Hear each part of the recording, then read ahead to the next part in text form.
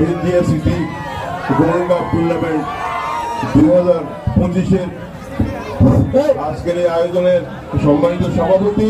এই মাটিতে খালেদা জিয়া ছাড়া কোনো কথা থাকতে পারবে না এবং আমাদেরকে ওই সংগঠন তৈরি করতে হবে। যারা বৈষম্য বিরোধী আন্দোলনে ওদেরকে সেনাবাহিনী প্রোটেকশন দিয়ে নিয়ে আসতে হয়েছে।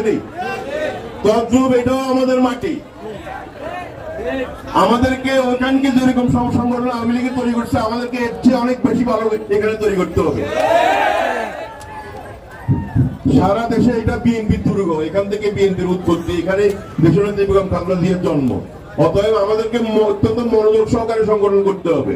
কোন রকম ধর্ম ব্যবসায়ীদের পাল্লায় পড়া যাবে না, কোন ধর্ম ব্যবসায়ীদের পাল্লায় পড়া যাবে না। আজকে ফ্যাসিস্টের দোসররা ধর্ম ব্যবসায়ীদের পিছনে গেছে, ওরা বিভিন্ন জায়গায় ধর্ম ব্যবসায়ীর সাথে একই কাজ করতেছে।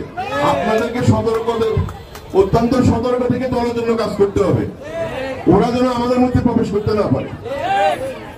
আগামী দিনে আগামী জাতীয় নির্বাচনে 31তম বাস্তবায়নে আমরা আমাদের প্রিয় দেশনেত্রী বেগম খালেদা জিয়াকে আবার বাংলাদেশের রাজনীতিতে এবং বাংলাদেশের প্রধানমন্ত্রী হিসেবে ফিরে পাবো, এই দৃঢ় আশাবাদ ব্যক্ত করে আমি আমার সংক্ষিপ্ত বক্তব্য শেষ করছি।